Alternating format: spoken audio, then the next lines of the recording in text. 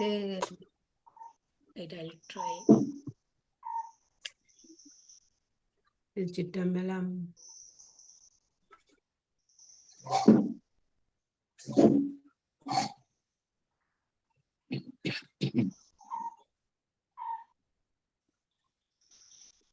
ரெண்டாயிரத்தி 20ஆம் ஆண்டு இப்ப ஸ்கிரீன்ல அப்பியர் ஆகுதா? தெரியுது. என்னன்னு சொன்னால் இதில் பாருங்க, 2020ஆம் ஆண்டு பேப்பர்ல பகுதி 2ல வந்திருக்குது இந்த கேள்வி. ஒன்று அவன் தானே என்ற அந்த திருமந்திர பாடலை திருமந்திர கடவுள் வாழ்த்து, இது முதலாவது பாடலா வருது. அது திருமந்திரத்துல முதலாவது பாடல். அதனை வரிக்கிரமமாக எழுதுக. அப்ப நீங்க நான் ஏற்கனவே தந்திருக்கிறேன். நீங்கள் முதலாவது திருமந்திரத்தினுடைய அந்த முதலாவது பாட்டை எடுத்து வரிசைக்கிரமாண்டா அந்த எப்படி 8 வரி பாட்டுண்டா 8 வரியாக, 16 வரி பாட்டுண்டா 16 வரியாக, 4 வரி என்றா 4 வரியாக, அந்த மாதிரி எழுதுறதுதான் வரிக்கிரமமாக என்று சொல்றது. இப்ப மாத்தி மாத்தி சும்மா இதா எழுத இயலாது. அப்ப பொதுவாக திருமந்திர பாடல்கள் எல்லாமே 4 வரியாக வர்றது. சம்டைம்ஸ் நீங்கள் அதை சந்தி பிரிச்சு 8 வரியாக்கி எழுதுவீங்களா இருந்தா அதுக்கேற்ற மாதிரி தான் பிரிச்சு எழுத வேணும். எழுந்த மனமாக போட இயலாது. இப்ப எதுகை மூனையை பார்த்து அதுக்கேற்ற மாதிரி தான் போட வேணும். அப்போ ஒன்று அவன் தானே, 2 அவன் இன்னருள் என்று அந்த அப்படியே அந்த 4 வரியை நீங்கள் தெளிவா மற்றது எழுத்துப்பிழை இல்லாமல் எழுத வேணும். எழுத்துப்பிழை ஒவ்வொரு பிழைக்கும் மார்க்ஸ் கழிக்கப்படும். அதை நீங்கள் கவனிக்க வேணும். சரிதானே? அப்ப அந்த கடவுள் வாழ்த்து பாடலை ஃபுல்லா எழுத வேணும், தெளிவா எழுத வேணும். சில பேர் தானா நானா எல்லாம் வித்தியாசம் தெரியாம இருக்கும், அதுகளுக்கெல்லாம் வெட்டி மார்க்ஸ் குறைப்பினம். சரிதானே? மற்ற எழுத்துப்பிழை இருக்கக்கூடாது. திருமந்திரத்தின் அமைப்பு முறையினை தருக. அதுல ஆனா அந்த கடவுள் வாழ்த்து பாடலை தர சொல்லி தெரிந்தானே, 1 அவன் தானே, 2 அவன் இன்னருள், நின்றவன் 3னுள், 4 உணர்ந்தான், 5 வென்றனன், 6 விரிந்தனன், 7 உம்பச் சென்றனன், தான் உணர்ந்தான், 8 எழுதலாம். அந்த அதை முழுமையாக எழுத வேணும். சில வேளை அதனுடைய பொருள் விளக்கத்தையும் தர சொல்லி கேள்விப்படும். பொருள் விளக்கம் கேட்டா பொருளை விளக்கி எழுத வேணும். 1 2 என்ன, 2 என்றா என்ன, அப்படி 3 என்று குறிக்கிறது என்னத்தை, 4 என்று குறிக்கிறது என்னத்தை, அப்படின்னு நீங்க சொல்ல வேண்டி இருக்கும். இதுல தனியா எழுத சொல்லி மட்டும் இருக்குது. அதை கேள்வியை சரியா வாசிக்க வேணும். பொருளை கேட்டிருந்து நீங்கள் பொருளை போடாம விட்டா மார்க்ஸ் சரியற வாசி இதோட அது குறைஞ்சிடும். பொருளுக்குத்தான் கூட மார்க்ஸ் விடும். அதையும் கவனிக்க வேணும். அதுல ஆவண்ணா திருமந்திரத்தின் அமைப்பு முறையினை தருக. அமைப்பு முறைன்னு சொன்னால் 3000 பாடலை கொண்டது. அது 9 தந்திரத்தை உடையது. அந்த ஒவ்வொரு தந்திரத்திலையும் முக்கியமா இப்ப நான் உங்களுக்கு தந்திருக்கிறேன்னு நினைக்கிறேன். முதலும் தந்த நான் ஒவ்வொரு தந்திரமும் முக்கியமா என்னென்னத்தை குறிக்குது. முழுவதுமா சொல்ல தேவையில்லை. அதுல இருக்கிற அவ்வளவு உள்ளடக்கமும் தேவையில்லை. முக்கியமாக முதலாவது தந்திரம் தான் நிலையாமையை பற்றி. சரியா? அது மாதிரி 3ஆவது தந்திரம் என்று சொன்னால் அட்டமா சித்தி, அட்டாங்க யோகம். 4ஆம் தந்திரம் சக்கர வழிபாடு. 2ஆம் தந்திரம் இந்த புராண கதைகள் அதுகள் வருது. 3ஆம் தந்திரம் அட்டாங்க யோகம், அட்டமா சித்தி. 4ஆம் தந்திரம் சக்கர வழிபாடு பிரதானமாக, மிச்சங்களும் இருக்கும். 5ஆம் தந்திரம் என்றா சைவ நாட்பாதங்கள். 6ஆம் தந்திரம் என்றா குரு வழிபாடு. 7ஆம் தந்திரத்துல பஞ்சாட்சரம் அப்படிக்கான விஷயங்கள், லிங்க வழிபாடு அப்படி எல்லாம் வருது. 8ஆம் தந்திரத்துல 8 அந்த 3 3 வர 3 வர்ற விஷயங்கள் கன விஷயம் வரும். அதுல இந்த பிரதானமாக ஐன்றிய பண்ணக்கூடிய மாதிரி வித்தியாசமாக நாங்கள் ஐன்றிய பண்ணக்கூடிய மாதிரி என்ன இருக்கு. 9 என்று சொன்னால் அந்த இறை அனுபவத்தினுடைய உச்சநிலை, ஆனந்த அனுபவம், இறை அனுபவம். அதை பற்றி அவர் இறை அனுபவம் பெற்று பாடின பாடல்களாகத்தான் அது இருக்கும். சிவானந்த அனுபவம் என்று அதை சொல்லலாம். அப்படி ஒவ்வொரு தந்திரம். ஆனா ஒவ்வொருத்திலையும் எத்தனை பாடல் இருக்குன்னு கட்டாயம் சொல்ல வேணும் வேண்டி இல்லை. அது என்னண்டா ஒவ்வொரு நூல்கள்லையும் இப்ப 3000 3047 அப்படி எல்லாம் இருக்குத்தானே. 3000 என்று சொல்லப்பட்டாலும் பல புத்தகங்கள்ல 3047 இடைச்செயல்கள் எல்லாம் இருக்குது. ஒரே மாதிரி இப்ப அண்ணல் அருளால் அருளும் சிவாகமம் என்று ஒரு பாட்டு இருக்குது. அண்ணல் அருளால் அருளும் திவ்யாகமம் என்று ஒரு பாட்டு இருக்குது. அப்ப சில போல ஒன்று இடைச்செருகளா இருக்கலாம். அப்படி இடைச்செருகளாவே 47 பாடல் செருகப்பட்டிருக்கலாம். சில நூல்கள்ல 3047 பாட்டு இருக்குது. சில பேர் அந்த முன்னுக்கு இருக்க வாழ்த்து பாடல் எல்லாத்தையும் கட் பண்ணி கடவுள் வாழ்த்தையும் கட் பண்ணி பின்னுக்கு இருக்கிற வாழ்த்து பாடலையும் கட் பண்ணி 45 அந்த மாதிரி சொல்லப்படுறதும் இருக்கு. அதனால ஒவ்வொரு தந்திரத்திலையும் எத்தனை பாடல்கள்ன்றதை பற்றி பெருசா நீங்கள் பிடிக்க தேவையில்லை. அதுல வரக்கூடிய பாயிண்ட்ஸ் இதுதான். 3000 பாடல் என்று சொல்ல வேணும். அந்த 3000 வேணுமெண்டா நீங்கள் இதுல வந்து அமைப்பு முறையினை தருக என்று சொன்னபடினால பாட்டை உதாரணம் சொல்ல வேணும்ன்ற அவசியம் இல்லை. ஆனால் தெரியும் என்று சொன்னால் சொல்லலாம் என்ன? 3000 பாடல் என்றதை விளக்குற அந்த திருமந்திர பாடல். அதுல அப்படியே கூட ஒருக்கா வந்திருக்கு. திருமந்திரம் 3000 பாடல்ன்றதை விளக்குற பாடலை தருக அப்படி என்று சொல்லியும் வந்திருக்கு. இது அப்படி சொல்லாதபடினால நீங்கள் அமைப்ப மட்டும் 3000 பாட்டுன்னு சொல்லி அதுல 9 தந்திரம் இருக்கின்றும் அந்த ஒவ்வொரு தந்திரமும் வந்து ஒவ்வொரு ஆகமத்தின் சாரம் என்று சொல்லி அந்த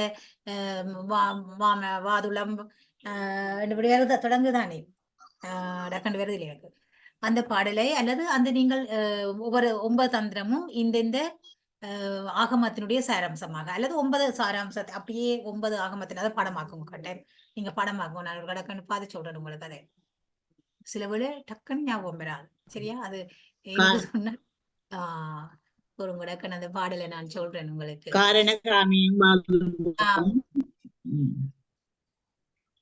இல்ல அந்த பாடலை நீங்கள் ஞாபகம் வச்சா டக்கண்டு அதை சொல்லக்கூடிய இருக்கும். ஒரு செகண்ட் முதல் தொடக்கி விட்டா டக்குன்னு ஞாபகம் வரும். ஒரு நிமிஷத்துல அந்த பாட்டு பெற்ற நல் ஆகமம் காரணம் காமியம் அந்த பாடல் சரிதானே? அந்த பாடல் பெற்றனல் 73வது பாட்டு பெற்றனல் ஆகமம் காரண காமிகம் உற்றனல் வீரம் உயர் சிந்தியம் வாதுளம் முற்ற வியாமளம் ஆகும் காலோத்தரத்து உற்றனர் சுப்பிரம் சொல்லு மகுடமே என்று 73வது பாடல். அந்த பாடலை சொல்லி நீங்கள் அதை விளக்கலாம். சரிதானே? அப்படி சொன்னால் உங்களுக்கு மேலதிக புள்ளிகள் கிடைக்கிறதுக்கு வாய்ப்பு இருக்கு. அடுத்த கேள்வி நான் உங்களுக்கு ஷேர் பண்ணோன்னே எனக்கு அது எங்கேயோ சரிட்டு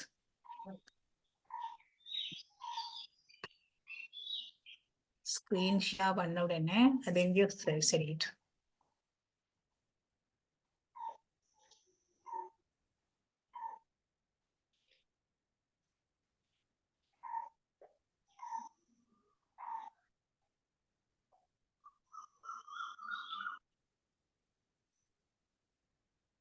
My God.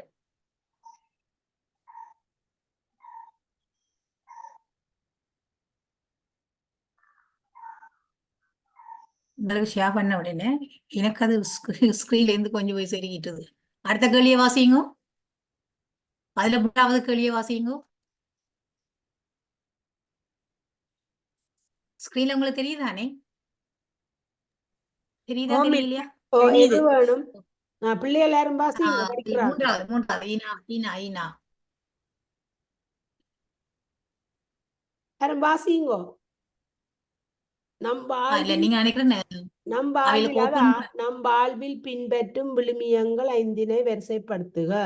இல்ல முதல் நாங்கள் வாசிச்ச கேள்வியினுடைய காண இல்ல மிஸ் இதுல தெரிய முதலாவது கேள்வியா காண இல்ல. அதை ஓபன் பண்ண அது போய் செருகிட்டு நீங்க திருப்பி ஷேர் பண்ணுங்க நிப்பாட்டி திருப்பி ஷேர் பண்ணுங்க.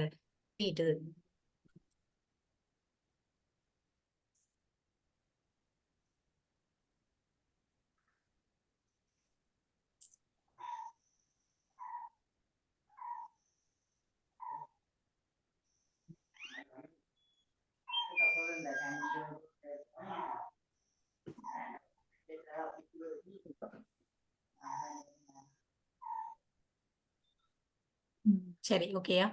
அப்ப 3வது வந்து இப்ப 2வது பாத்தினாங்களே நாவெண்ணா திருமந்திரத்தின் அமைப்பு முறையினை தருகிறதுக்கு சொன்னேன். 3000 பாடல்ன்றதை சொல்ல வேணும்.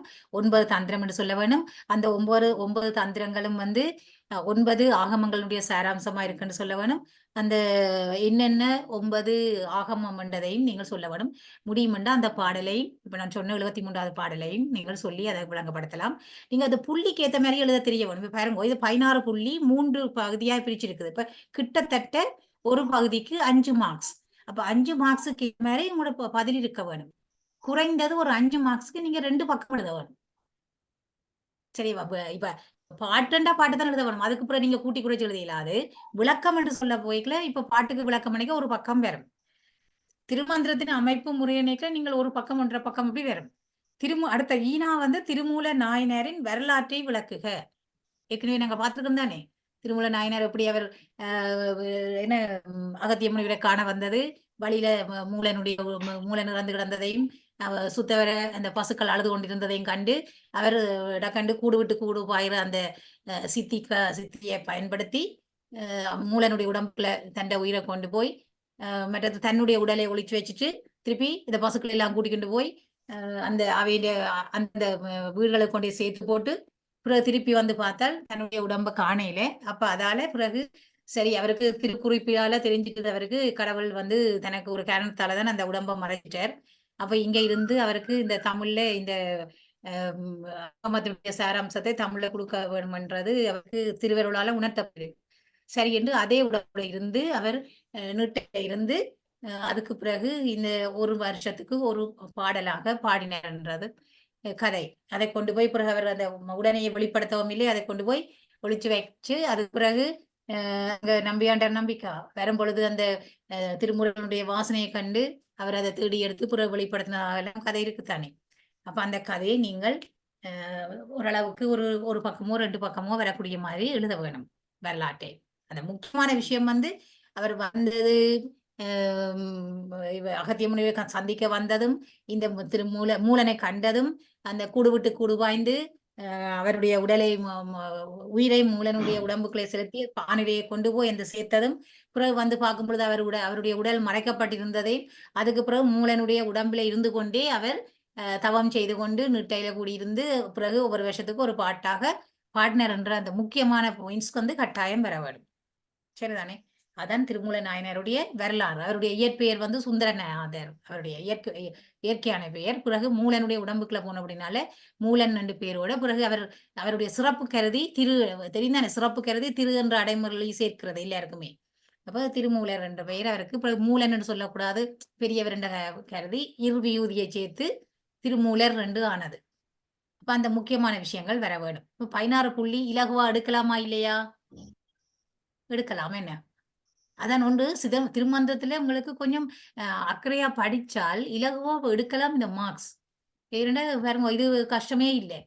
ஒருக்கா ஒன்றுவன் தானே என்ற பாட்டை நீங்க இன்றைக்கே எடுத்து 4 தடவை ஒருக்கா வாசிப்பீங்க, பாத்துட்டீங்களானே, முழுமையா வந்திருக்கண்டு. அப்புறம் இந்த பாட்டு தான் இல்ல, வேற பாடல்களை அதுக்காகத்தான் நான் இந்த சில முக்கியமான பாடல்களை உங்களுக்கு நான் இதுலயே போட்டுக்கிறேன், உங்களுக்கு ஷேர் பண்ணி விட்டுருக்கிறேன் நான். இங்க வேறுங்க, இந்த ஓடிட்டு ஷேர் பண்ணும் பொழுது சிலவில் ஓடி விடுது.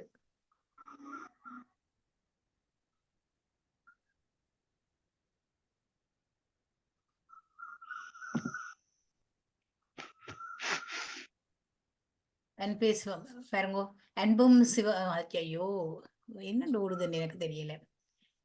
அன்பும் சிவமும் இரண்டென்பர் அறிவிலர், அந்த பாட்டுல ஓடிட்டு இருக்குதுல, உங்களுக்கு அப்படியா தெரியுது? அதே மாதிரியா தெரியுது? அந்த பாடல் வந்து ஓடிட்டு இருக்குது, குழம்பி போயிருக்குது இந்த ஸ்கிரீன்ல, அப்படியா தெரியுது? குழம்பித்தான் இருக்குது. அது என்ன ஷேர் பண்ணிக்கலாம், அப்படி ஆயிட்டுன்னு தெரியாது. சரி, உங்களுக்கு இந்த பாடல் தெரியும் தானே? அன்பும் சிவமும் இரண்டென்பர் அறிவிலர், அன்பே சிவமாவது யாரும் அறிகிலர், அன்பே சிவமாவது யாரும் அறிந்தவின், அன்பே சிவமாய் அமர்ந்திருந்தாரே. மாத்தி மாத்தி பிரட்டி எழுதக்கூடாது, சரியாக அறுத்துறுத்து வாசிச்சு பார்த்து வச்சுக்கொள்ளுங்க. அன்பும் சிவமும் இரண்டென்பர் அறிவிலர், பிறகு எது அறிவிலர் எது அறிகிலர் மாத்தி எழுதக்கூடாது. அன்பே சிவமாவது யாரும் அறிகிலர், அன்பே சிவமாவது ஆரும் அறிந்தபின், சந்தி பிரிச்சு வடிவா எழுத வேணும். அன்பே சிவமாய் அமர்ந்திருந்தாரே. இந்த பாடலை எழுதி பொழிப்பையும் எழுதுக. கடினமா உங்களுக்கு தானே? பொருள் தெளிவா விளங்குதானே? அப்ப பாடல் எழுதுறது இலகு, ஆனா இந்த அறிவிலர் அருகிலர் இருக்கிறத வடிவா பார்த்து வச்சுக்கொள்ளுங்க. சரியா? முதல் வருது அன்பும் சிவமும் இரண்டு என்று சொல்பவர்கள் அறிவில்லாதவர்கள், அறிவிலர். பிறகு அன்பே சிவமாவது யாரும் அறிகிலர், அன்புதான் சிவம் என்பதை அறியாமல் இருக்கிறார்கள். அன்பே சிவமாவது யாரும் அறிந்தபின், அன்புதான் சிவம் என்று அறிந்து கொண்டால் அன்புதான் சிவம் என்று அமர்ந்து இருப்பாரே. அன்புதான் சிவம் என்று உணர்ந்து அதன்படி ஒழுகுவார்கள், அதன்படி நடப்பார்கள். எளிமையாக உங்களுக்கு சொல்லலாம். அப்ப பாடல் எழுதி பொழிப்பையும் தருகன்னு சொன்னா அதனுடைய கருத்து எழுதுறதுதான். பாடலை வரிக்கிரமமாக எழுத வேணும், பிழை இல்லாமல் எழுத வேணும் என்றது விடியம். அடுத்தது, இப்பாடல் கூறும் அன்பே சிவம் பற்றி கருத்துரைக்குக. அப்ப பொழிப்பு சொல்றது வேறு. ஆவென்னா சொல்லி இருக்குது அன்பே சிவம் பற்றி கருத்து உரைக்குக. அன்புதான் சிவம் என்று சொன்னால் நீங்கள் பிறகு உங்களோட சொந்த கருத்தை தான் எழுத வேண்டியிருக்கும். எப்படி சும்மா கண்டபடி எழுதக்கூடாது. அதாவது சிவனையும் அன்பையும் இந்த இறைவன் மேல் வைக்கின்ற அன்பு, அது பக்தி, அது மாதிரி சிவனடியார் மேல வைக்கின்ற அன்பு, குருவில வைக்கிற பக்தி, அப்ப குரு பக்தியும் அன்புதான். இப்ப குருவே சிவம் என கூறினன் நந்தி.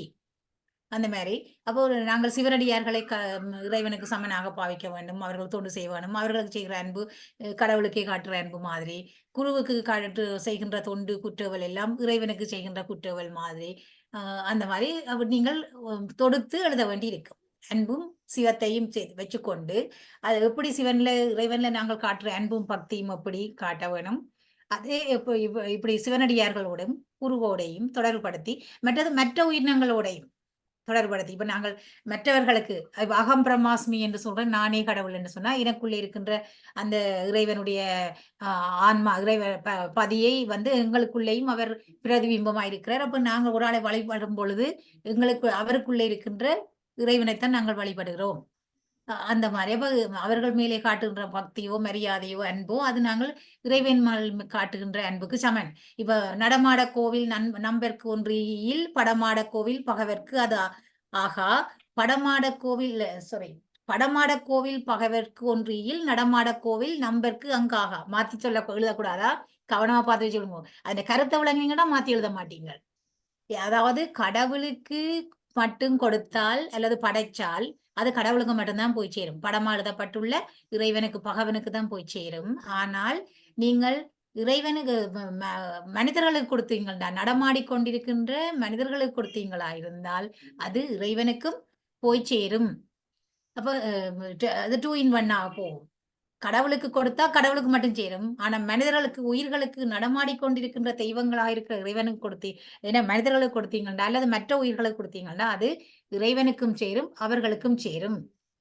அப்ப நடமாட கோவில் நம்பர்க்கு ஒன்றியில் படமாட கோவில் பகவர்க்கு அதாமே.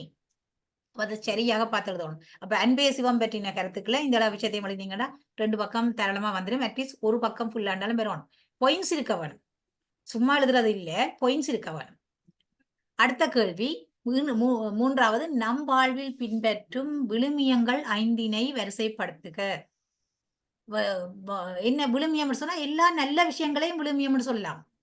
இப்ப நாங்க சொன்னோமே கொல்லாமை, கல்லாமை, புலால் உண்ணாமை, புறன்மனை நயவாமை இருக்குதானே முதலாம் தந்திரம் சொல்லுது. அவ்வளவும் விழுமியம்தான்.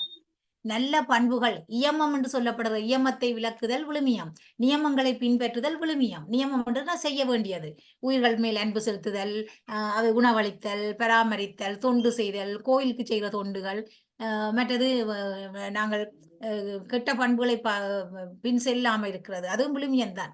இப்ப பண்பாட்டை பின்பற்றுறது, இப்ப கோவில் வழிபாடு, அதுகள் எல்லாம் கூடவே விழுமியத்துக்குள்ள வரும். விழுமியம் சொன்னா எங்களோட பண்பாட்டோட சேர்ந்ததுன்னு வச்சுக்கொண்டு நீங்கள் எழுதினீங்கன்னு சொன்னா சரி. அப்ப நம் வாழ்வில் பின்பற்றும் விழுமியங்கள் 5 வரிசைப்படுத்துகன்னா சொல்லி இருக்குது. அப்ப நீங்க அதுக்குள்ள செலக்ட் பண்ணி நல்ல விஷயங்களை சொல்லுங்க. கொல்லாமை, கல்லாமை, புலால் உண்ணாமை, பிறன்மனை நயவாமை, மற்றது என்ன உயிர்களுக்கு உணவளித்தல், உயிர்களை காப்பாற்றுதல், அப்படி சொல்லலாம். அன்பு செய்தல், உயிர்கள் மேல் அன்பு செய்தல், ஒருவர் மேல அன்பு செய்தல். என்ன எல்லா சமயங்களும் கிறிஸ்தவ சமயம் சொல்லுது நீங்கள் ஒருவர் மேல் ஒருவர் அன்பு செலுத்துங்கள். இறைவனுக்கு நீங்க செலுத்துற அன்புண்டா மற்றவர்களை செலுத்துற அன்பு இறைவனுக்கும் சேரும். படமாட கோவில் பகவர்க்கு கொடுத்தால் நடமாட கோவில் நம்பர்க்கு அங்கு ஆகா, நடமாட கோவில் நம்பர்க்கு ஒன்றியில் படமாட கோவில் பகவர்க்கு அதாமே. அது 2வதுலயே போடலாம். இங்க அந்த வரிசைப்படுத்து சொன்னபடினால வரிசைப்படுத்தி சொன்னால் சரி. இதுவும் 16 புள்ளிக்குரிய கேள்வி பாருங்கோ. இந்த வருஷம் 2 கேள்வி வந்திருக்குது. 16 32 மார்க்ஸ் இதுல வந்துருமே. என்ன சொல்லிட்டா 32 மார்க்ஸ் 30 சரி 32ல 30 எடுத்தீங்கன்னு சொன்னா அங்க ஒரு 10 மார்க்ஸ் எடுத்தா காணுமே. வேறு இன்னொரு கேள்வியில 3 கேள்வியிலேயே பாஸ் பண்ணிடுவீங்க. இலக்கியம் பாஸ் பண்ணிடுவீங்க. இது அநேகமா ஒரு கேள்வி வரலாம். இது 2 கேள்வி வந்தது. அவைக்கு 2 அந்த வருஷம் எடுத்தாக்களுக்கு ஒரு சின்ன அதிர்ஷ்டம். டக்கண்டு இலகுவா இது செய்து கொள்ளலாம். என்ன கடினமா? அப்ப நீங்கள் எப்படி படிக்க வேண்டும்ன்றதை தெரிஞ்சு கொள்ளுங்க. சில பாடல்களை வரிக்கிரமமாக எழுதுறதுக்கு நீங்கள் பார்த்து வச்சு கொள்ள வேணும் முக்கியமான பாடல்களை. பிறகு அதற்கு பொருள் எழுத தயாரா இருக்க வேணும். அது சொல்லுற முறைகளை தெரிஞ்சிருக்க வேணும். மற்றது திருமந்திரனுடைய அமைப்பு முறை தெரிய வேணும். திருமூல நாயனாருடைய வரலாறு தெரிய வேண்டி இருக்கும். சரியா? ரைட். அப்ப நாங்கள் இதே பண்ணி அடுத்த பேப்பரை பார்ப்போம்.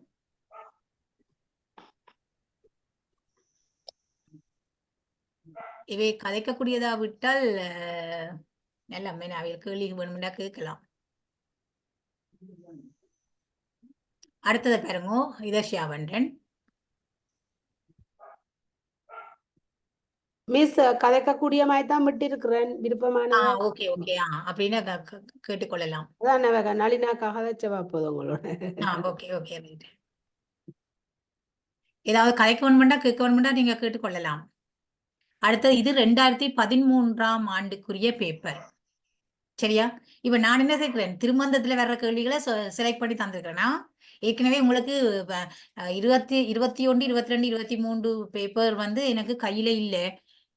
அதுக்கு கலெக்ட் பண்ணி நான் போன வருஷம் எடுத்த பிள்ளைக்கு சொன்னேன். நான் அது எனக்கு அனுப்ப சொல்லி, யார்கிட்டயாவது இருந்து அனுப்ப சொல்லி குரூப்லயும் போட்டுனா கிடைக்கல. ஆனா 20க்கு முற்பட்ட அதுவரை ஒரு 10 வருஷத்து பேப்பரா 8 வருஷத்து பேப்பரு கிட்ட ஷேர் பண்ணி விட்டுருக்கிறேன். அதுல நீங்கள் பார்த்து முடலை பார்த்துக்கொள்ளலாம் இப்படி வருதுண்டு. சரி, இது 2013ஆம் ஆண்டு வந்தது. பாருங்கோ, இலக்கிய பேப்பர்ல 7வது 8வது இந்த இடத்திலையும் இந்த வருஷமும் அவைகளுக்கு எல்லாம் 2 கேள்வி வந்திருக்குது. எப்படி ஒரு கேள்வியை பாருங்க, 7வது கேள்வியா வந்திருக்குது. திருமந்திரம் பாடப்பட்ட வரலாற்றை விளக்கி எழுதுக. அப்ப திருமூலர் வரலாற்றை எழுதுகன்னு சொன்னா, திருமந்திரம் பாடப்பட்ட வரலாற்றை விளக்கி எழுதுகண்டா 2, 3 தான். ஆனா முக்கியமான விஷயங்களை சொல்ல மறந்துடக்கூடாது. சரிதானே? அவ்வளவுதான். சும்மா கதை மாதிரி எழுதி கொண்டு போவினோம். சில பேர் பந்தி எழுதினா முக்கியமான விஷயங்களை விட்டுருவினோம். அப்படி விடக்கூடாது. பெரிய இந்த பந்தியா எழுதி விஷயம் இல்லாமல் அலம்பி கொண்டு போகக்கூடாது. பாயிண்ட்ஸ் இருக்க வேணும் கட்டாயம். ஆனா அதுக்காக 4 வரியில எழுதி போட்டும் நான் எல்லாம் எழுதினான்னு நினைக்கக்கூடாது. எதிர்பார்க்கிற பாயிண்ட்ஸ் இருக்க வேணும். ஆனால் பந்தியாக எழுத வேணும். 1, 2, 3 என்று போட்டு எழுதி அப்படி பாடப்பட்ட வரலாற்றை விளக்கி எழுதுகண்டா 1, 2, 3 போட்டு எழுதியாது. அது வந்து பத்தியாகத்தான் எழுத வேணும். அதையும் தெரிஞ்சு கொள்ள வேணும். இப்ப ஒரு என்னன்னு சொன்னா, சைவ புலவர்ன்னு சொன்னா புலமை இருக்க வேணும் என்றதான் எதிர்பார்க்கப்படுது. சின்ன பிள்ளைகள் பள்ளிக்கூடத்தில் எழுதுற மாதிரி நீங்க எழுதலாம். நீங்கள் அதுக்கேற்ற மாதிரி அந்த பந்தி ஒரு கட்டுரை எழுதுறால் இப்படி இப்ப நீங்கள் தேவசிவம் சொன்னாரല്ലോ, பாடல் இயற்ற வெண்கூடிய ஆற்றல் உள்ளவர்களை வர வேணும் என்று. அப்படி பார்க்க ஒரு 4 பந்தி எழுத முடியாத ஒரு ஆக்களாக இருக்க முடியும். அப்ப வேண்டாலும் அதை சுவையா விளக்கி எழுத வேணும். ஆனா உங்களோட நேரத்தையும் கவனிக்க வேணும். பேப்பர் ஒன்று கிடைச்சேன்னு நீங்க பேப்பரை டைமை பார்க்க வேணும். இவ்வளவு டைம் இருக்குது 3 மணி நேரம். அந்த 3 மணி நேரத்தை எத்தனை கேள்வி? அப்ப அதுக்கு ஏத்த மாதிரி பிரிக்க 6 கேள்வி இருக்குமெண்டா 3 மணித்தியாலம் இருந்தால் 6 கேள்வி எழுத வேண்டும் என்றால் ஒரு கேள்விக்கு 1/2 மணித்தியாலம். அப்போ ஒரு கேள்விக்கு 1/2 மணித்தியாலம்னா முதல் நீங்களும் ஒரு 5 நிமிஷத்தை செலவழிக்கலாம். டக்கு கேள்விகளை வாசிச்சு இந்த கேள்வியை செலக்ட் பண்ணி மார்க் பண்ணிடுங்க. அதுக்கு கன நேரம் எடுக்கக்கூடாது. ஒரு 5-6 நிமிஷத்துக்கு மேல எடுக்கக்கூடாது. என்ன பிறகு உங்களுக்கு குறைஞ்சிடும் நீங்கள் கேள்விகள் எழுதுறதுக்கு. கிட்டத்தட்ட சமனான டைமை வச்சுக்கொள்ளுங்க. ஒரு கேள்விக்கு 1 மணித்தியாலம் எழுதி போட்டு கடைசி கேள்விக்கு 5 நிமிஷம் எழுதினீங்கன்னு சொன்னால் நீங்க நினைக்கக்கூடாது நான் நல்ல பந்தியா எழுதினான். நீங்கள் எவ்வளவுதான் பந்தி எழுதினாலும் அதுக்கு 16 மார்க்ஸ் 16 மார்க்ஸுக்கு மேல எழுத தரலாமோ? இல்ல. பிறகு அங்களை 4 வரியை மட்டும் எழுதி போட்டு உங்களுக்கு 16 மார்க்ஸ் வருமோ? இல்லை. அப்ப அதையும் கவனிக்க வேணும். அப்ப டைமை பிரிச்சு வச்சுக்கொண்டு அதுக்கேற்ற மாதிரி எழுத வேணும். சரி, இப்ப 7வது கேள்வி பாருங்க, திருமந்திரம் பாடப்பட்ட வரலாற்றை விளக்கி எழுதுக. அது தெரியும். ஆவன்னா இது திருமூலரால் பாடப்பட்ட 3000 தமிழ் என்பதையும் நூற்பயனையும் கூறும் திருமந்திர பாடலை எழுதி பொருளும் தருக. பாடலை எழுதி பொருளும் தருக. அடுத்தது நீங்கள் பாடல் எது என்று ஐடென்டிஃபை பண்ண வேணும். நீங்க சொல்லல இந்த பாட்டு என்று சொல்லவில்லை. நீங்களாம் கண்டுபிடிக்கணும். இதுதான் 3000 தமிழ் என்று சொல்றத திருமூலரால பாடப்பட்ட 3000 தமிழ் என்று சொல்லுற அந்த பாட்டு எது என்று ஐடென்டிஃபை பண்ணணும். அப்ப அதை நீங்க ஏற்கனவே பார்த்து வைக்கணும். இதற்கு மூலன் உரை செய்த 3000 தமிழ் ஞாலம் அறியவே நந்தி அருளது காலை எழுந்து கருத்து அறிந்து ஓதுடின் ஞால தலைவனை நண்ணுவர் அன்றே. அப்ப முதல் பாட்டை நீங்கள் ஐடென்டிஃபை பண்ணிடணும், கண்டுபிடிச்சிடணும் எந்த பாட்டு. பிறகு அந்த பாட்டை எழுத வேணும், எழுதி பொருளையும் சொல்ல வேணும். 3000 தமிழ் என்றும் நூற்பயனும் இதுல சொல்லப்பட்டிருக்கு நீங்க சொல்ல வேணும். என்ன மூலன் உரை செய்த 3000 தமிழ். திருமூலர் தான் இந்த திருமந்திரத்தை இயற்றினார் என்பது இந்த பாடலின் மூலமா அறியக்கூடியதாக இருக்கிறது. அது 3000 பாடல்களை கொண்டது என்பதையும் அறியக்கூடியதாக இருக்கின்றது. அது தமிழில் எழுதப்பட்டது என்பதையும் அறியக்கூடியதாக இருக்கு. என்ன? அப்ப இதை நீங்கள் அப்படியே ஒவ்வொரு சொல்ல அழுகுறையில பந்தி எழுத வேணும். அடுத்தது ஞாலம் அறியவே என்ற இந்த உலகம் அறிவதற்காக நந்தி அருளது. அப்ப திருநந்தி தேவனுடைய அருளினாலே திருமூலர் இதனை இயற்றினார். 3000 பாடல்களை கொண்ட திருமந்திரத்தை இயற்றினார். காலை எழுந்து கருத்து அறிந்து ஓதிடின். அப்ப காலையில் எழுந்து நாங்கள் அனுஷ்டானங்களை முடித்துக்கொண்டு ஒரு இடத்துல இருந்து அதனுடைய கருத்தை, பொருளை அறிந்து அதை நாங்கள் ஓதினால் ஞாலத் தலைவனை நண்ணுவர் அன்றே. ஞாலம் என்றால் உலகம். உலகத்தினுடைய தலைவனாயிருக்கின்ற சிவனை, இறைவனை நாங்கள் நண்ணுதல் என்றால் அடைதல், சேருதல். இறைவனை நாங்கள் அடையலாம். அப்ப முத்தி கிடைக்கும். அப்ப இப்ப இந்த பாடல் என்ன, யாரால இயற்றினது? தமிழ்ல இயற்றினது. மற்றது 3000 பாடலை கொண்டது. அதை நந்தியம்பெருமானுடைய சீடராயிருக்கின்ற திருமூலரால் இயற்றப்பட்டது. அதனை காலையில எழுந்து அனுஷ்டானங்களை முடித்து ஒரு மனப்படுத்து இருந்து ஒரு இடத்துல இருந்து கருத்து அறிந்து ஓதினால் ஞாலத்தின் தலைவராயிருக்கின்ற இறைவனை அடையலாம். இதுதான் நூற்பயனும் பொருளும் வந்துட்டு இதுல. சரிதானே? கஷ்டமா இது எழுதுறது? ஒரு கஷ்டமும் இல்லை. அடுத்தது 8வது கேள்வி. அதே ஆண்டு வந்த 2013ஆம் ஆண்டு வந்த 8வது கேள்வி என்ன சொன்னால் பாருங்கோ, பின்வரும் தொடக்கங்களை உடைய திருமந்திரங்களில் ஒன்றை எழுதி பொருளும் தருக. அப்ப 2 திருமந்திரத்தின் போட்டிருக்குது. அதுல நீங்கள் ஒன்றை எழுத சொல்லியிருக்கு. அதையும் கவனிக்கணும். நீங்கள் அந்த ஒன்றை இருக்கிறத கவனிக்காம 2ஐயும் எழுதினீங்கன்னா உங்களுக்கு நேரம் போயிடும். ஆனா மார்க்ஸ் 1க்கு தான் வரும். கேட்ட கேள்விக்கு தான் பதில் எழுத வேணும். 2ஐயும் எழுதுகன்னு சொல்லியிருக்கா, 1 மட்டும் எழுதியிருக்கான்றது நீங்க வடிவா பார்க்கணும். சில பேர் அதை கவனிக்கிறீங்க. ஒன்றை எழுதி பொருளும் தருக. அப்ப நான் இது 2ஐயும் போட்டுக்கிறேன். வேதமோடாகமும் மெய்யாம் இறைவன் நூல். மற்றது பதி பசுபாசம் என பகர் 3. இந்த பாடல்கள் முக்கியமான பாடல்கள். நான் உங்களுக்கு ஆரம்பத்திலே படிக்கிற பொழுது சில பாடல்களை ஹைலைட் பண்ணி போட்டு காட்டியிருந்தேன். நான் முக்கியமான பாடல்கள். எப்பயுமே அறிஞர்கள் இதை கோட் பண்ற பாடல்கள், எடுத்து சொல்ற பாடல்கள். அப்படினால அவைகளை பாடமாக்குங்கோ உண்டு. பொருள் விளங்கி படியுங்கோ, கருத்து எழுதுறதுக்கு கூடிய ஆற்றலோட இருங்கோன்னு சொல்லி. அப்ப இங்க என்ன சொல்லப்பட்டிருக்குது? பாடலை எழுத வேணும், பொருளும் தர வேணும். ஒன்றைத்தான் சொல்லி இருக்குது. அதையும் நீங்கள் இனிமேல் வாசிக்கும் பொழுது கவனிச்சு வாசிங்க.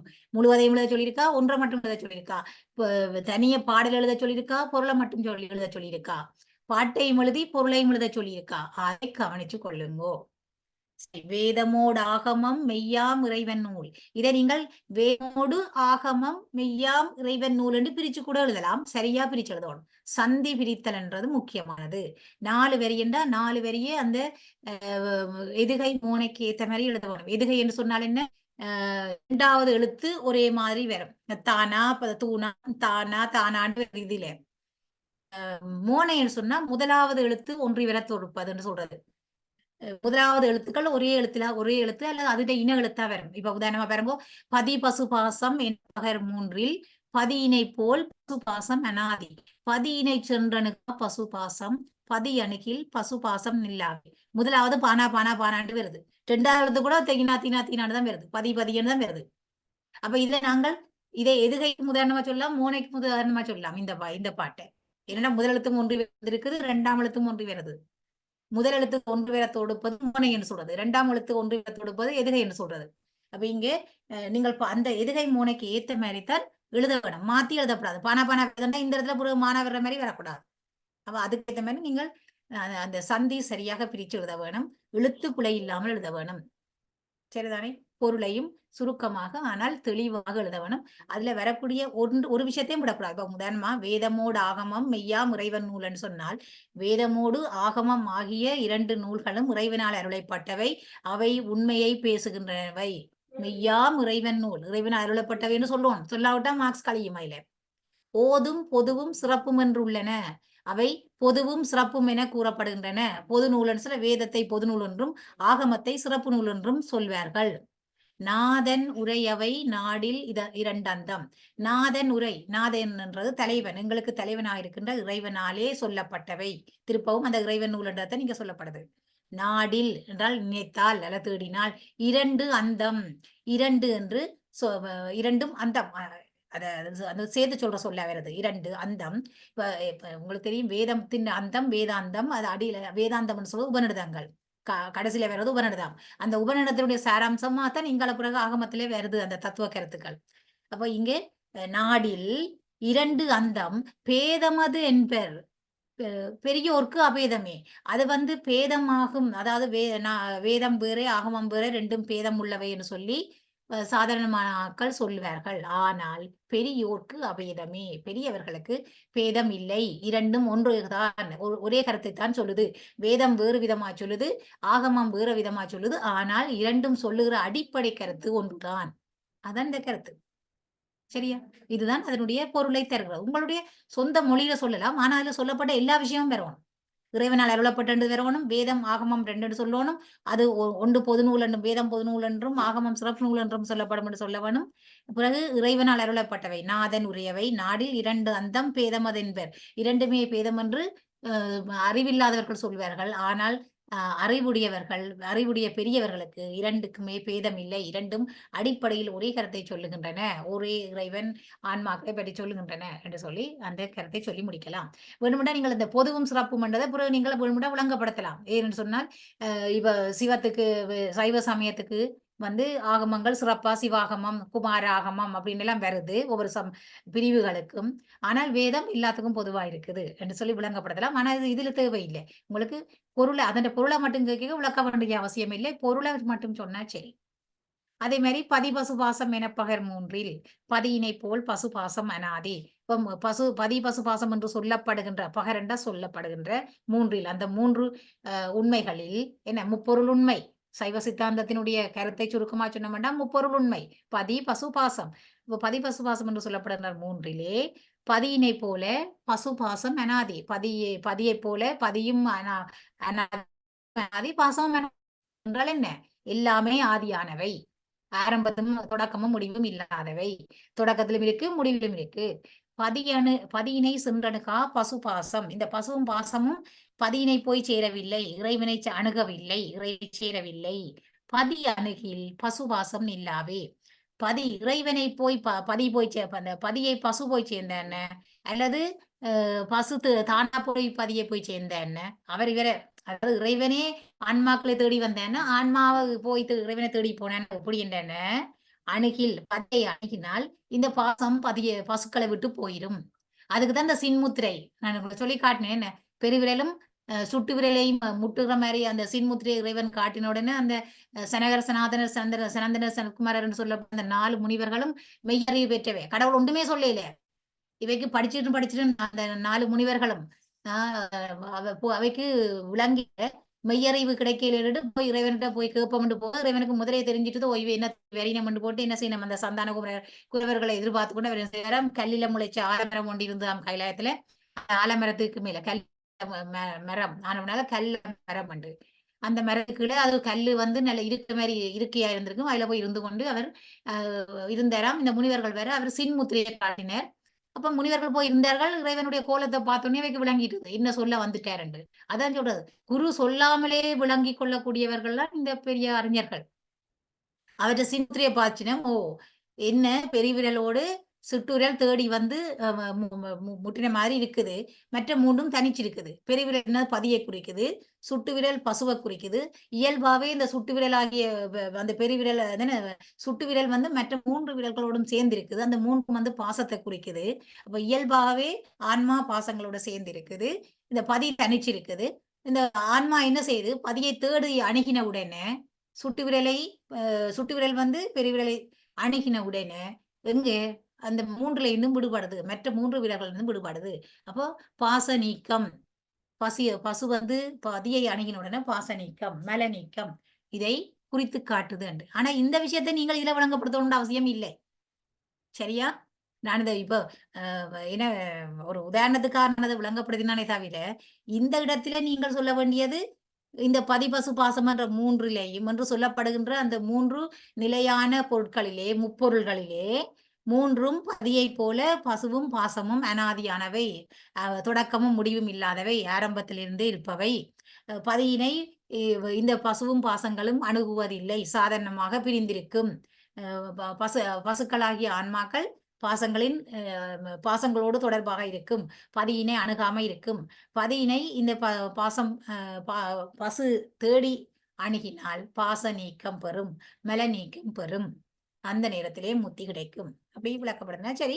வேணுமெண்டா இந்த உங்களுக்கு நேரம் இருக்குமா இருந்தா நீங்க அந்த சின்முத்திரையை பற்றி சொல்லலாம். ஆனால் உங்களுக்கு இந்த இந்த இடத்திலே வந்து நீங்க அந்த சின்முத்திரையோ அந்த நால்வருக்கு அவர் அந்த சனகரசனாந்த முனிவர்களுக்கு சொன்ன அந்த கதையெல்லாம் தேவையில்லை.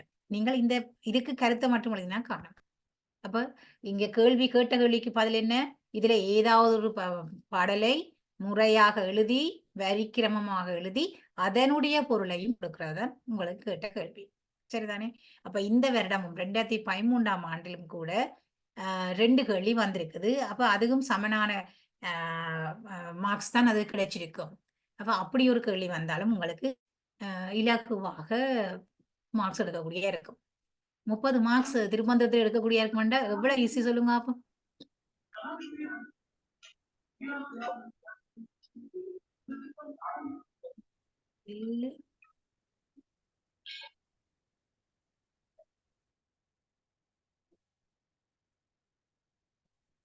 இன்னும் ஒரு 2 பார்க்கலாம் நினைக்கிறேன்.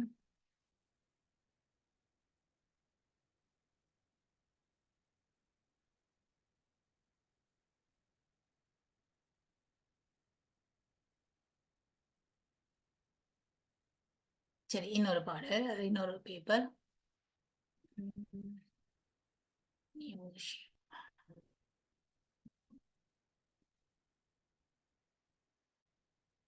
பதினாலு பேர் தான் இருக்கணும் போல இருக்குங்க. சால்வடிச்சு போயிட்டு நான் போல இருக்கேன்னு. அப்ப நான் இந்த பேப்பரோட நிப்பாட்டுவோம்.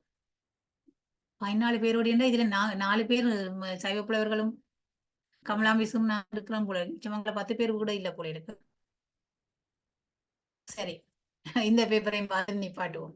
உங்களுக்காகத்தான் வகுப்பு செய்ததை தவிர எங்களுக்காக இல்லை. எக்ஸாம் பேப்பரை நான் எனக்காக செய்கிறேன். சரி, இது வந்து ஆண்டு இதுல ஆண்டு பண்ணப்படையிலே அப்ப எனக்கு சொல்ல முடியல ஆண்டு. இதுல வந்திருக்கு பகுதி 4ல 9வது கேள்வியா வந்திருக்குது. அதுல 3 பிரிவாக வந்திருக்குது. சரியா? ஒரு கேள்வி வந்திருக்குது 3 பிரிவாக. அந்த 3 எப்படி வந்திருக்குன்னு பாருங்கோ. முதலாவது வந்து 4 திருமந்திர பாடலை தந்து அதனுடைய ஏதாவது ஒன்றை வரிக்கிரமமாக எழுதுக. அப்பாடலின் பொழிப்பை தருக. அடுத்த கேள்வி திருமந்திரம் காட்டும் வாழ்வியல் பற்றி எடுத்துரைக்குக. அப்ப திருமந்திரம் காட்டும் வாழ்வியல் என்றதான் நான் இப்போ இன்றைக்கு உங்களுக்கு காலம் எடுத்த வகுப்பு. இந்த காலமே இல்லை. இப்போ 7 மணிக்கு சாரி 4:45 எடுத்த வகுப்பு. அப்ப திருமந்திரம் காட்டும் வாழ்வியல் இந்தியாமை சொல்றது, மற்றது கொல்லாமை கல்லாமை அப்படியான கருத்துக்கள், மற்றது இந்த எல்லோருக்கும் பகிர்ந்து உண்ணல், அன்பு காட்டுதல், அன்பும் சிவம் 2 பேர் அந்த அதை சொல்றது, மற்றது படமாட கோவில் பாசகவர்கில் அது சொல்லலாம், மற்றது யாவர்க்கு மாமுறைவர்க்கு ஒரு பச்சிலை அந்த பாடல்களை எடுத்து அதுல சொல்லப்படுற கருத்துக்களை சொல்றது திருமந்திரம் காட்டும் வாழ்வியல். சரி, அப்ப அதுக்கு பதில் இங்க வந்துட்டுது. இத முதலாவது வந்து 4 பாடல் தந்திருக்குது. ஒன்று வந்து அண்ணல் அருளால் அருளும் சிவாகமம். நான் உங்களுக்கு சொன்னேன் அதுல 2 பாடல் இருக்கு. அருளும் திவ்யாகமம் கூட இன்னொரு பாடல் வருது. அப்ப இதுல சிவாகமம் என்று போட்டுக்கிறதுனால அண்ணல் அருளால் அருளும் சிவாகமம் என்ற பாடலை வேற ஸ்கிரீன்ல தெரியுது உங்களுக்கு. அண்ணல் அருளால் அருளும் சிவாகமம் எண்ணில் 21,100,000 கணக்கு பார்த்தால் இறைவனால் அருளப்பட்ட சிவாகமங்கள் கணக்கு பார்த்தால் 21,100,000 அப்படியே எழுதிவிடலாம் நீங்கள். விண்ணவர் ஈசன் விழுப்பம் உரைத்தனர். வானத்தில் இருக்கின்ற தேவர்கள் இறைவனுடைய விழுப்பத்தை இறைவனுடைய சிறப்புகளை உரைத்தார்கள். எண்ணி நின்று அப்பொருள் ஏத்துவன் யானே. நான் அந்த பொருளை உணர்ந்து இறைவனை நான் ஏத்தி பாடுவேன். இறைவனுடைய சிறப்பை நான் தொழுவேன். அப்ப இறைவன் தான் சிவாகமத்தை அருளினார். அந்த சிவாகமம் 8 மட்டும் இல்லை, 28 மட்டும் இல்லை. எனக்கு பார்த்தால் உண்மையில 28,100,000 அது பெருகுது. 28 மட்டும் நாங்க நினைக்கிறோம் இல்லை, 28 வந்து அப்படியே பறந்து 28,100,000 அது பறந்து இருக்குது. அதுல இருந்து உணர்ந்தார்கள். விண்ணிலே இருக்கின்ற தேவர்களும் முனிவர்களும் வந்து இறைவனுடைய சிறப்புகளை உரைத்தார்கள். விழுப்பம் என்ற சிறப்பு. எண்ணி நின்று அப்பொருள் ஏத்துவன் யானே. அது பாடலுடைய கருத்து. இறைவனை நான் அதை உணர்ந்து இறைவனை நான் புகழ்ந்து ஏற்றுவேன். பாடலை எழுதி பிறகு பாடலின் பொழிப்புன்றது 2வது. அப்ப பாடலுக்கு ஒரு 5 மார்க்ஸ், பொழிப்புக்கு ஒரு 5 மார்க்ஸ், 10 போயிடும். மிச்சம் 6 மார்க்ஸ் தான் திருமந்திரம் காட்டும் வாழ்வியல் பற்றி எடுத்துரைக்குக. அப்ப இதுல இருக்கிற 4லே ஏதாவது ஒன்று தான் சொல்ல வேண்டியிருக்கும். அப்ப ஒன்று சொல்லிட்டேன். 2வது வந்து கங்காளன் பூசும். கங்காளன் பூசும் கவசத் திருநீற்றை மங்காமல் பூசி மகிழ்வாரே யாமாகில் தங்கா வினைகளும் சேரும் சிவகதி சிங்காரமான திருவடி சேர்வரே. அப்ப கங்காளன்டா கங்கையை தலையில் சூடிய இறைவன் சிவன் பூசுகின்ற கவசமாகிய திருநீற்றை, திருநீறு வந்தது எங்களுக்கு ஒரு கவசம் மாதிரி இருக்கும். வினைகளிலிருந்தும் தீமைகளிலிருந்தும் காக்கின்ற ஒரு கவசமாக இருக்கும். அப்படிப்பட்ட திருநீற்றை மங்காமல் பூசி மகிழ்வாரே யாமாகில் நாங்கள் அதனை இப்பயும் தினமும் அனுதினமும் எந்த நேரமும் கண்ணுக்கு தெரிகிற மாதிரி நாங்கள் பூசிக்கொண்டிருப்போமா இருந்தால் தங்கா வினைகளும் எங்களை வினைகள் தங்காது, வினைகள் சேராது, எங்களை பீடிக்காது. சாரும் சிவகதி இறைவனுடைய கதியை அடைவோம், இறைவனை அடைவோம், முத்தி கிடைக்கும். சிங்காரமான திருவடி சேர்வரே சிறப்பான அழகான திருவடியாகிய இறைவனுடைய திருவடியை நாங்கள் சேருவோம். நாங்கள் என்று சொல்லல இங்கே வந்து அப்படி செய்பவர்கள் கங்காளன் பூசுகின்ற கங்கையை தலையிலே சூடி இருக்கின்ற இறைவன் பூசுகின்ற கவசமாகிய திருநீற்றை எப்பொழுதும் மங்காமல் தங்களுடைய நெத்திலே தரித்து கொண்டிருப்பவர்கள், நெற்றியிலும் உடலும் தரித்திருப்பவர்கள், அப்படி தரித்து மகிழ்வர்கள் எப்படி இருப்பார்கள்? அவர்களுக்கு வினைகள் சேராது, அவர்கள் இறைவனுடைய திருவடியை சேர்வார்கள், சிங்கரமான திருவடி சேர்வார்கள் என்றதான் அதனுடைய விளக்கம். அதுல அடுத்த இன்னொரு பாடல் போட்டிருக்கு, மூலன் உரை செய்த. இப்ப நாங்கள் அதை பார்த்துட்டோமே, என்ன முதல் பார்த்தது மூலன் உரை செய்த 3000 தமிழ் ஞாலம் அறியவே நந்தி அருளது காலை எழுந்து கருத்து அறிந்து ஓதிடின் ஞான தலைவனை நண்ணுவர் அன்றே. அது ஏற்கனவே பார்த்துட்டோம் அந்த பாட்டு.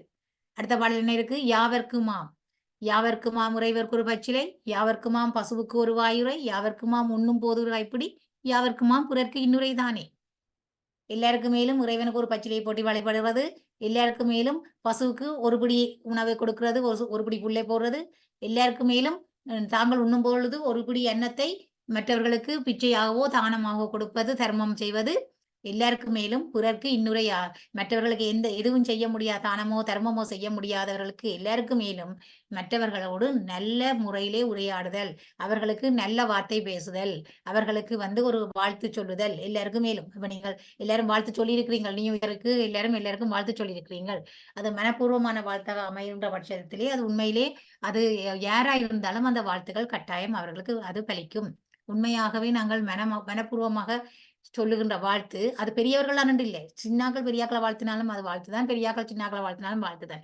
பெரியவர்கள் சின்னவர்கள் வாழ்த்தும் பொழுது இன்னும் கொஞ்சம் அதுக்கு பவர்ஃபுல்லா இருக்கும். ஏனென்றா அவைய அனுபவ முதிர்ச்சி, மற்றது அவர்கள் ஞானிகள் இறைவனுடைய அடியவர்களா இருக்கும் பொழுது அது இன்னும் கொஞ்சம் சிறப்பாக இருக்கும். எப்படியா இருந்தாலும் அந்த இன்னுரை தானே, அதான் அந்த இன்னுரை. நீங்க அதை விளங்கப்படுத்துறது உங்களுக்கு இலகுதானே, அது ஒரு கஷ்டம் இல்லை. அப்ப இங்கேயும் ஒரு கேள்வி வந்திருக்குது, 3 பிரிவாக வந்திருக்குது, 16 மார்க்ஸுக்குரிய கேள்வி. இதை எடுக்கிறதும் உங்களுக்கு கடினமானது இல்லை, சரிதானே? ஏற்கனவே இதை பார்த்துட்டோம்.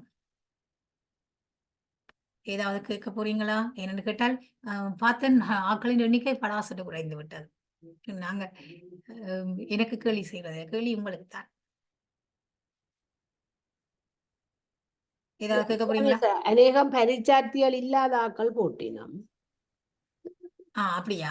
சரி சரி, அப்படின்னா ஓகே, அதுவும் சரிதானோ, பரீட்சை தொடர்பானது தானே விஷயங்கள். அதனால அப்படின்னு சொன்னா சரி.